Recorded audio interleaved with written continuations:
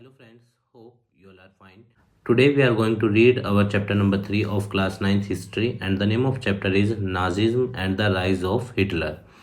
Basically in this chapter we will study that how the Hitler raised their कह सकते हो आप उन्होंने अपना कैसे साम्राज्य बढ़ाया and how they have conquered the different territories and how they rule the nation, why they have done so much discrimination against the Jewish. So we will read all of the following things in the given chapter. Nazism and the rise of Hitler. Otto Frank was at the pinnacle of his success. उस time क्या था, auto Frank जो थे वो अपनी success के peak पर थे. As a businessman he had earned a lot, और बिजनेसमैन के तौर पे उन्होंने बहुत पैसा कमाया था. He was also living a happy life with his wife and to his daughters, but fate was very cruel. तो वो अपने बच्चों के साथ और अपनी बीवी के साथ एक अच्छा जीवन जी रहे थे. उनके 2 बच्चे थे, बट उनका अंत क्या हुआ, बहुत बुरा हुआ, या फिर कह सकते हो आप उनको बहुत ही ज़्यादा प्रॉब्लम फेस करनी थी आने वाले वक्त में.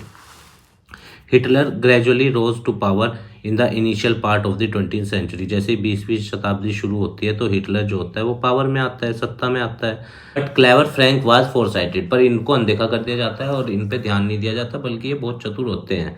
ही आल्सो न्यू, और इन्हें ये पता था कि अब इनके साथ क्या होने वाला है ना आने वाले वक्त में. सो उन्होंने क्या किया, he shifted from Germany to Amsterdam to escape from the madness of Hitler. ताकि ये जर्मनी से एम्स्टर्डम क्यों गए थे, ताकि ये जो हिटलर का पागलपन है उससे क्या कर सके, अपने आप को बचा सके. He also tried hard to send his family to the US. इन्होंने बहुत कोशिश करी अपने परिवार को भी यूएस भेजने की.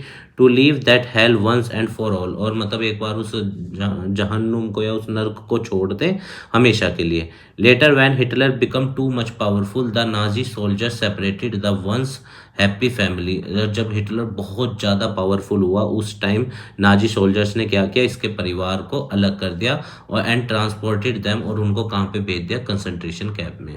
कंसंट्रेशन कैंप बेसिकली वो होते थे जहाँ पे कह सकते हो आप जो देशद्रोही हैं या ऐसा लगता है कि इन्होंने देशद्रोह किया, उनको कैद किया जाता था और उनसे हार्श लेबर कराई जाती थी. इमेजिन करके देखो, एक father who is not able to look at his 2 lovely daughters. एक ऐसा पिता जो मतलब कि अपने बच्चों से अलग हो गया और अपनी दोनों बेटियों को देख भी नहीं पा रहा. उस पिता पे कैसा गुजर रहा होगा, वो एक सोचने की बात है. Daughters and his beloved wife, या फिर अपनी बीवी को भी नहीं देख पा रहा है. Every day he had hope to see his family alive, और हर दिन वो ये उम्मीद रखता है कि कम से कम उसका परिवार जिंदा होगा. दैट होप नेवर केम, पर वो होप कभी पूरी नहीं हो पाई. In 1945 the father Otto Frank got to hear the news that he so desperately did not want to hear. और 1945 में ऑटो फ्रैंक को वो न्यूज़ सुननी पड़ी जिसे वो सुनना नहीं चाहते थे, मतलब मार दिया होगा उसके परिवार को. Germany defeat in the world war 1 याद रखना, 1914 to 1918. Germany entered the World War on 1st August 1914. It aimed to dominate Russia and France. Germany 1914 में इसको ज्वाइन करता है, और क्यों करता है, ताकि वो ये चाहता था कि वो डोमिनेट कर सके रशिया और फ्रांस के ऊपर.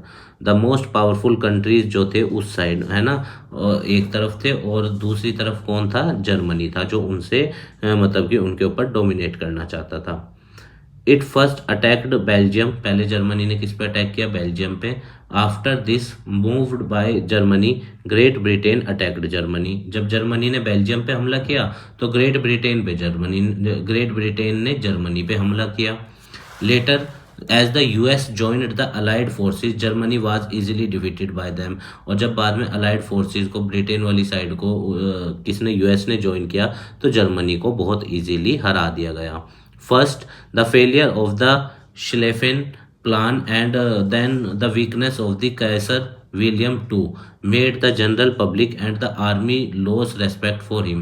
सबसे पहले क्या हुआ, इस प्लान के फेल होने की वजह से जो केसर विलियम 2 था वो बहुत ज़्यादा कमज़ोर पड़ गया था, और जनरल पब्लिक के अंदर उसका जो रेस्पेक्ट था वो ख़त्म हो गया था, और आर्मी ने भी उसकी वजह से अपनी रेस्पेक्ट खो दी थी, और आर्मी ने के नज़रों में उसने भी अपनी रेस्पेक्ट खो दी थी. इन 1918 विलियम एब्डिकेटेड द थ्रोन, और 1918 में विलियम को क्या किया, सत्ता से उतार दिया गया. The social democratic party and the independent social democratic party convened a national Congress, इन्होंने एक नेशनल कांग्रेस बनाई इन दोनों पार्टी ने मिलके। Ultimately a weak coalition government was made, पर ये जो गठबंधन की सरकार थी ये बहुत ही ज़्यादा कमज़ोर सरकार थी, वीक थी। Paris peace conference and the treaty of Versailles. Meanwhile in Paris the allies meet basically to take revenge. Paris के अंदर बेसिकली मीटिंग क्यों हुई थी? ताकि बदला लिया जा सके, पॉलिटिकली भी और इकोनॉमिकली भी, राजनीतिक तौर पे भी और आर्थिक तौर पे भी। Upon the defeated central power, जैसे सेंट्रल पावर हार गई थी, the main outcome of the peace conference was the treaty of Versailles in 1919। Central powers के हारने के बाद जो ट्रीटी ऑफ वर्सले हुई 1919 में, वो शांति के लिए की गई थी और वो मेन आउटकम था इसका। This treaty was signed with Germany के साथ ये ट्रीटी की गई वर्सले की। The term of this treaty blamed all the descriptions and damage स्क्वायरली on Germany because of this treaty.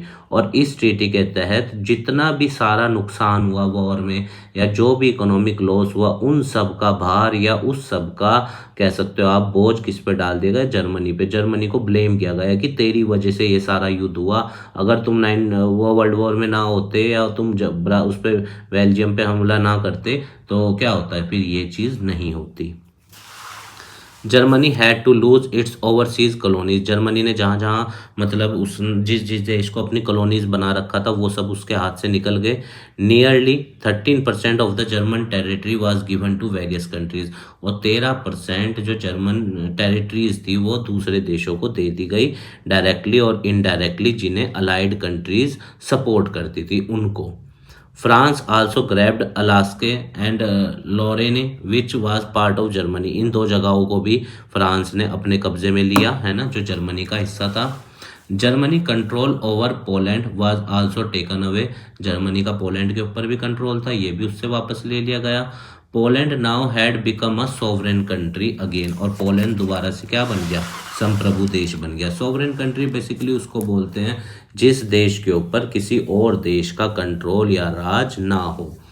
As reparation Germany had the to shell out $33 billion, इनको चुकाना था दूसरे देशों का। Germany military powers was more or less neutralized specially in the Rhineland. और Germany की military की powers को क्या कर दिया गया? सारी पावर्स को कंट्रोल कर दिया गया, मतलब कि अब वो अपनी मर्जी से कुछ नहीं कर सकते थे रिहाइनलैंड जगह में। France and Belgium initially grabbed a significant part of the Rhineland. और फ्रांस और बेल्जियम ने, जहाँ पे ये इनकी आर्मी कुछ नहीं कर पा रही थी, फ्रांस और बेल्जियम ने उस इलाके को कब्जा करना शुरू किया।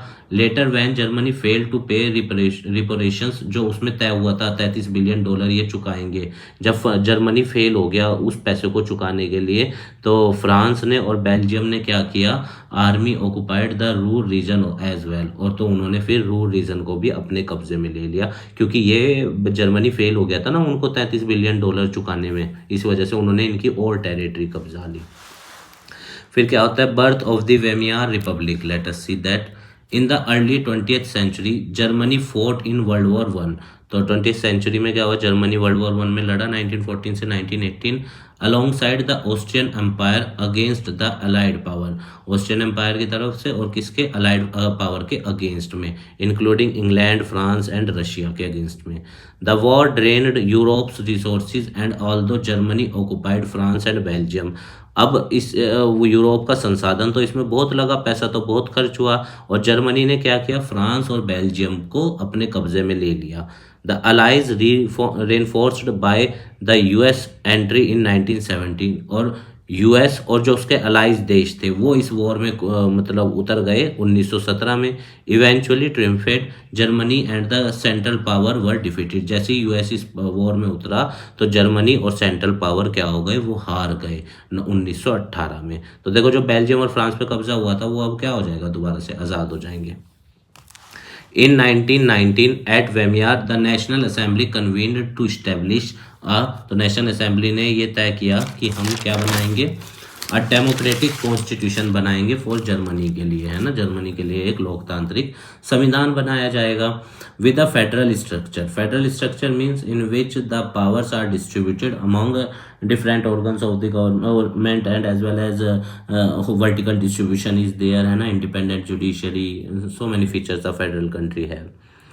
This new constitution introduce equal and universal voting right, और ये नया संविधान हर किसी को इक्वल राइट्स देगा, वोटिंग राइट्स देगा, है ना, for all adults and including women हो चाहे महिलाएं हो, जो भी एक मिनिमम एज पूरी कर लेगा उसको वोटिंग अधिकार मिल जाएगा। इसको यूनिवर्सल अडल्ट फ्रेंचाइजी भी बोलते हैं, जैसे हमारे यहाँ पे 18 ईयर्स डिसाइडेड है।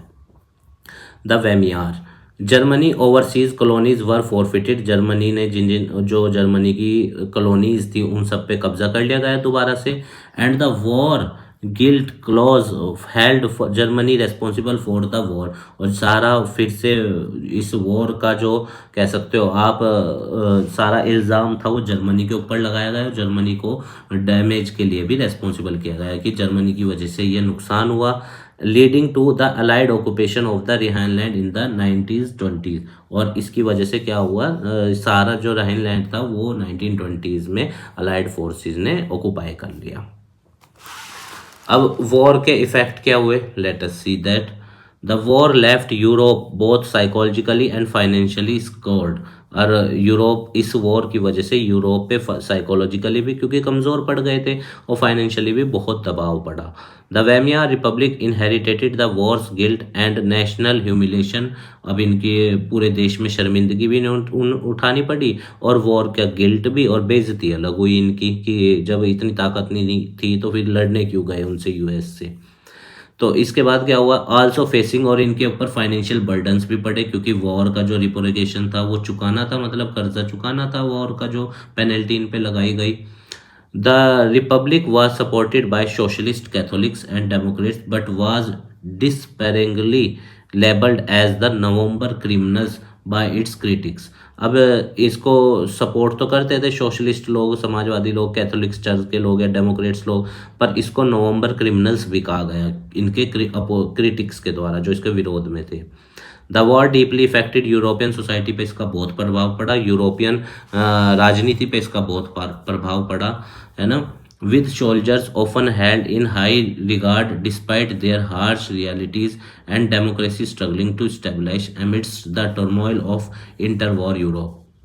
और यूरोप के अंदर इस वॉर की वजह से जो ये देश था वो बहुत ही ज़्यादा स्ट्रगल कर रहा था दोबारा से स्थापित होने के लिए, है ना, लोकतंत्र और चीज़ों को स्टेबलाइज करने की वजह के लिए ये देश बहुत ही ज़्यादा क्या था, मतलब कि उसके लिए इनको बहुत ज़्यादा इश्यूज फेस करने पड़ रहे थे, बहुत ज़्यादा दबाव था इनके ऊपर।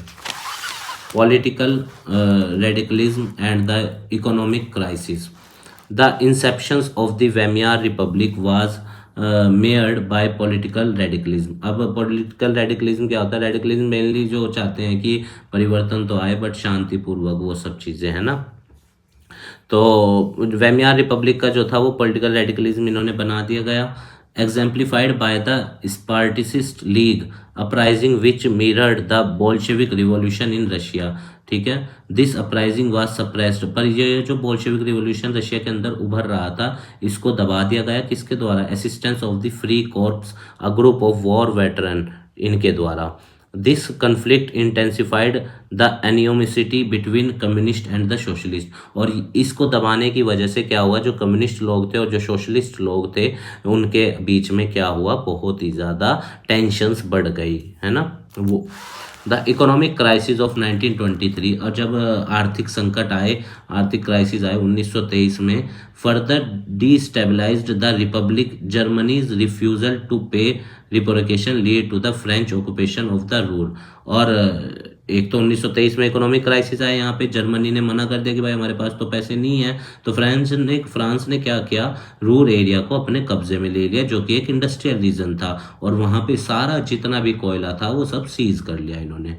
The spectacles of German carting massive amount of currency to buy necessities. और जर्मन लोगों का बहुत ज़्यादा पैसा खर्च हो रहा था क्योंकि उनके पास संसाधन तो बचे नहीं थे और सारा कुछ उन्हें दूसरे देशों से खरीदना पड़ रहा था। तो नेसेसिटी के सामान को खरीदने के लिए भी, जो ज़रूरत का सामान है उसके लिए भी उनका बहुत पैसा खर्च हो रहा था। जैसे ब्रेड हो गया है ना, like bread was widely publicised electing global eliciting global sympathy, but underscoring the severe economic hardship faced by the German population।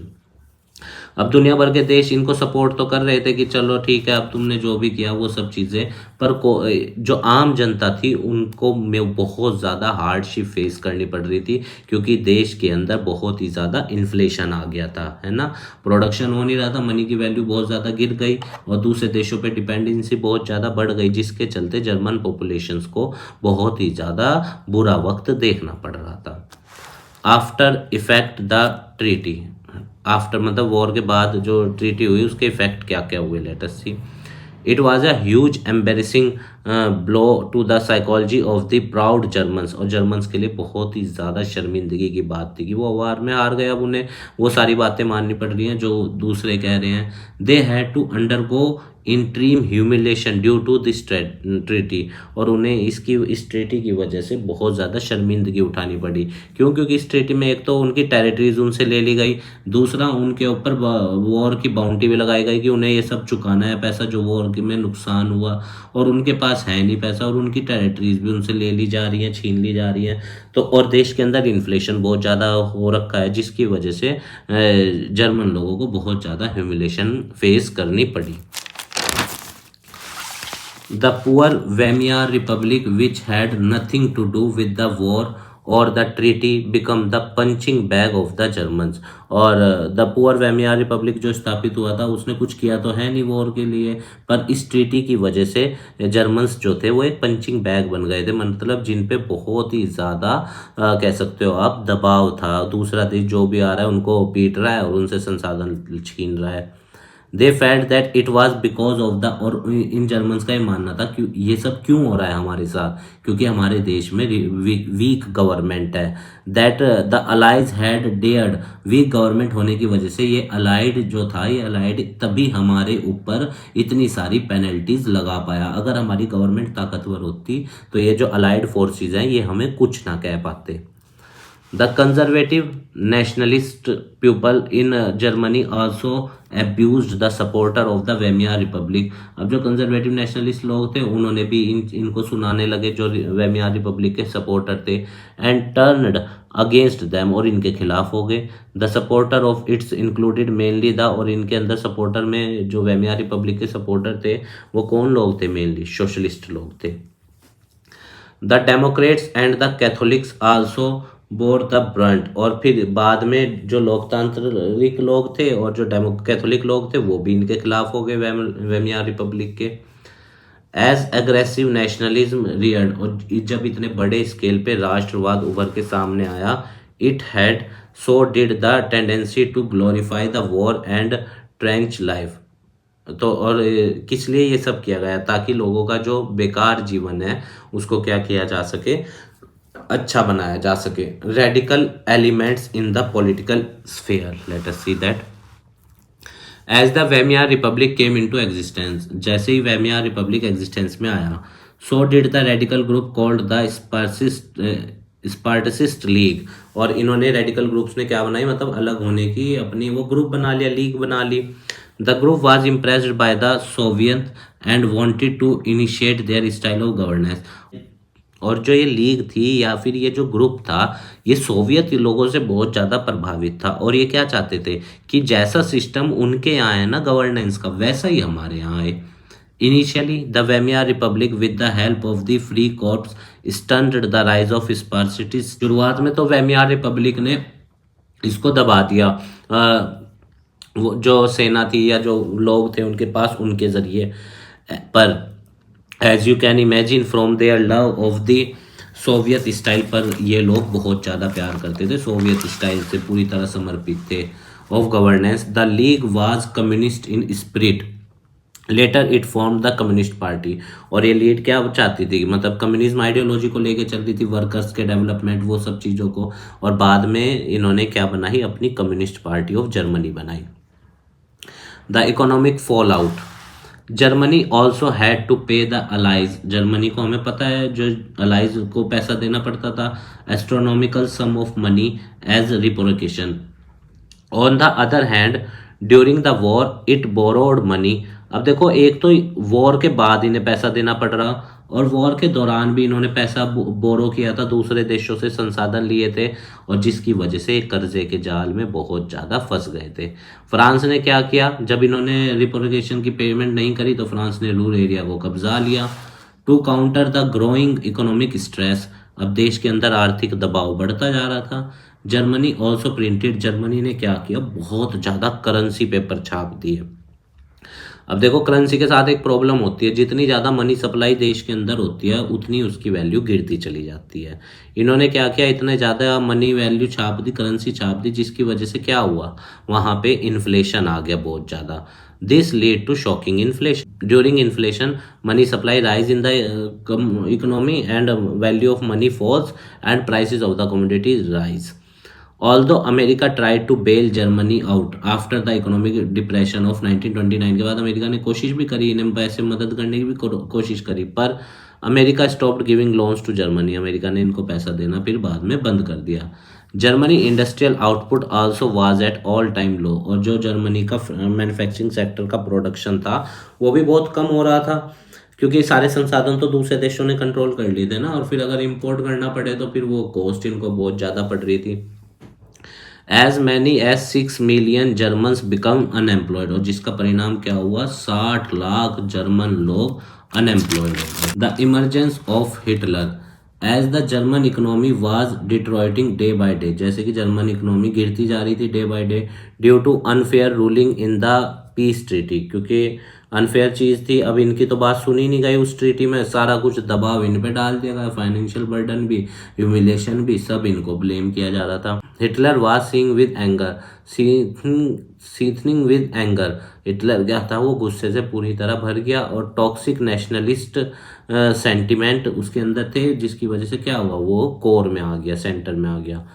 Who was Hitler as a man before Hitler become the Hitler, Hitler क्या था the Hitler बनने से पहले। He was the son of a custom official, वो एक लड़के किसके थे, कस्टम ऑफिसर के लड़के थे। ही lived in Austria in his early days, और शुरुआती दिनों में सर हिटलर कहाँ रहते थे, ऑस्ट्रिया के अंदर रहते थे। Hitler also wanted to be an artist, Hitler artist बनना चाहते थे, but was repeatedly rejected by the academy of fine arts Vienna, पर इस अकेडमी ने इनको बार बार रिजेक्ट कर दिया। इमेजिन, और अगर इमेजिन करो, अगर वो उस अकेडमी उनको एडमिट कर लेती तो आज का इतिहास क्या इतना ब्लडी होता कि 70 लाख 72 लाख यहूदियों को मरवाया इन्होंने इन 1913। और बेहतर जानने के लिए इनके बारे में इनकी किताब है माइन काफ, मेरा संघर्ष, इन्होंने लिखी है हिटलर ने, तो आप उनको पढ़ सकते हैं उसको। In 1913 Hitler then came to Munich and joined the 16th Bavarian reserve infantry regiment को इन्होंने ज्वाइन किया 1913 में। An aimless Hitler had found refuge in war, he loved the discipline and the way of life that he experienced while he was in the army, और इन जब ये army के अंदर थे तो इन्हें बहुत ही ज़्यादा, मतलब कि डिसिप्लिन मैनर, या कह सकते हो आप बहुत ही ज़्यादा अच्छी चीज़ें सीखने को मिली। आफ्टर हिज सर्विस, इनकी सर्विस के जब मतलब ख़त्म हुई, Hitler also joined the German workers party को इन्होंने ज्वाइन किया।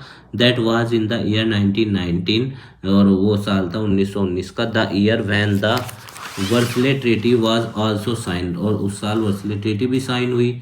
He then became the topmost leader of the party and renamed its National Socialist German Party को इन्होंने क्या किया, नाम बदला। This some party was then transform into the, और इन्होंने इसका नाम बदल के क्या किया, नाजी पार्टी। अब ये आप बहुत इंपॉर्टेंट एमसीक्यू है, ये ध्यान रखना, national socialist German worker party, ठीक है। The promise for a better country, और इन्होंने लोगों से क्या वादा किया कि मैं आपको एक अच्छा जर्मन बना के दूंगा, एक अच्छा देश बना के दूंगा। The moral of the German people was at the very bottom after the treaty के बाद जो जर्मन लोगों की उत्तेजना थी या उत्साह था वो बहुत ही गिरा हुआ था, क्योंकि उन पे सारा दबाव आ गया था। पर हिटलर ने नाजी पार्टी के जरिए लोगों से प्रॉमिस किया, जर्मन लोगों से, कि मैं आपको एक बेटर फ्यूचर दूंगा अगर आप लोग मुझे पावर में लाते हो। The people started dreaming just like a drowning and would clutch a straw, और लोग ऐसे सपने देख रहे थे जैसे मतलब कि एक चींटी एक बहुत बड़े हाथी को गिरा देगी, इस तरह के सपने, मतलब एक चींटी बहुत कुछ अचीव कर लेगी, क्योंकि जर्मन तो बिल्कुल ही एक तरह की चींटी बन गया था ना उन अलाइड देशों के सामने। By 1932, Nazi party got 37% vote and become a majority party in the German parliament. तो नाजी पार्टी को 1932 में 37% वोट मिले और वो एक मेजॉरिटी पार्टी बन गई जर्मन पार्लियामेंट में। अल्टीमेटली ऑन 30 जनवरी 1933 और 30 जनवरी 1933 को Hitler become the chancellor and the dictatorship began, और 1933 में हिटलर क्या बन जाते हैं, चांसलर बन जाते हैं जर्मनी के, और डिक्टेटरशिप वहाँ पे शुरू हो जाती है। आप इस वक्त बताना कौन है वहाँ की चांसलर जर्मनी की। Hitler then intoxicated the conservatives and the general population with his promises, और ये हिटलर ने क्या किया, आप झूठ पे झूठ बोलते ही गए। वो तो देखो अचीव होने वाली बात है ही नहीं, है ना। डिक्टेटरशिप से कभी भी डेमोक्रेटिक व्यवस्था तो स्थापित हो ही नहीं सकती। When a mysterious fire broke out in the German parliament building, Hitler used this as an opportunity for the murder of the freedom of speech and the press. अब जैसे ही जर्मन पार्लियामेंट के अंदर लोगों ने आग लगाई, है ना, या आग लग गई, कैसे लगी वो तो वही जाने। तो हिटलर को एक अपॉर्चुनिटी के रूप में दिखा और हिटलर ने लोगों का जो freedom of speech and press का अधिकार था वो छीन लिया। ही आल्सो इम्पोज, इन्होंने हैवी रिस्ट्रिक्शंस लगाई, है ना, on the right to assemble, जैसे आर्टिकल 19 में इंडियन कॉन्स्टिट्यूशन में राइट टू असेंबल है ना, पर इसने इस चीज़ पर रिस्ट्रिक्शन लगा दी कि कोई भी लोग, मतलब जितने भी मिनिमम लोग, उससे ज़्यादा एक जगह पे इकट्ठे नहीं हो सकते। The communist were then condemned to the concentration camps, और जो कम्युनिस्ट लोग थे उनको क्या किया गया, कॉन्सेंट्रेशन कैंप के अंदर ले जाया गया। And came the enabling act of 1933 का अनेबलिंग एक्ट आया। The Nazi party had become the only party in Germany, और इसके एक्ट के तहत क्या था कि देश की सिर्फ एक ही पार्टी होगी, that is Nazi party. Every other party organisation was termed illegal, और अगर देश के अंदर कोई और पार्टी है तो वो इलीगल कंसिडर की जाएगी। The storm trooper, the Gestapo, the surveillance force along with regular police were given a free hand, और इन्होंने आर्मी को, इन सब तीन तरह की अपने लोगों को, फोर्सेस को फ्री पावर दे दी कि तुम्हें जिसे मारना है मारो, अगर कोई भी कुछ भी बोलता है उसको जो भी आपको उसके साथ करना है कर सकते हो।